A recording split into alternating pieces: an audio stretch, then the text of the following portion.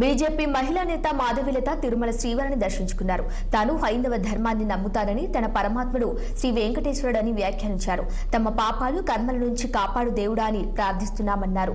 ఎవరి మతానికి సంబంధించిన దేవులను వారి మతం వారు పవిత్రంగా చూస్తారని, వారి మతానికి సంబంధించిన దేవాలయాలు తప్పుడు పనులు చేస్తారా అంటూ ప్రశ్నించారు. తమ ధర్మాన్ని రక్షించుకుంటేనే తమ గుర్తింపు కాపాడుకోగలగామన్నారు. ఇక గుర్తింపును, తమ దేవాలయాన్ని, తమ ధర్మాన్ని కాపాడుకోవటమే తమ పెద్ద బాధ్యత అని వ్యాఖ్యానించారు. హిందువులందరూ ఏకం కావాలని, హైందవ శక్తి జాగృతం కావాలన్నారు.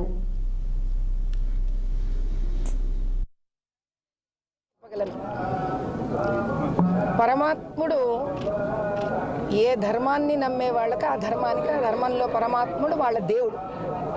నేను హైందవ ధర్మాన్ని నమ్ముతాను. నా పరమాత్ముడు వెంకటేశ్వర స్వామి, పరమేశ్వరుడు, అమ్మవారు, మహాలక్ష్మి లాగా మాకుంటారు. కాబట్టి మనం ఏం చేస్తాము? అయ్యా, జీవితంలో చేసిన కష్టాలు, పాపాలు, మా కర్మలను తెగించు స్వామి అని మనం నమ్మే మతము, మనం నమ్మే ధర్మము ఆ భగవంతుడిని వెళ్ళి కోరుకుంటాం. అంతేగాని మనం నమ్మిన దేవుణ్ణి వెళ్ళి మనం ఏ రకంగానూ కష్టపెట్టము, నష్టపెట్టము, దోచుకోము కదా నాన్న.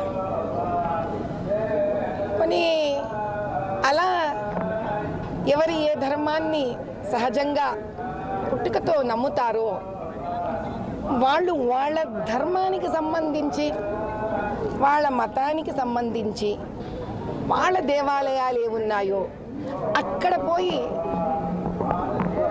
తప్పు కార్యక్రమాలు కానీ, దేవుడికి నష్టం జరిగే కార్యక్రమాలు కానీ చేస్తారా? నాయనా, నేను మీకు ఒకటే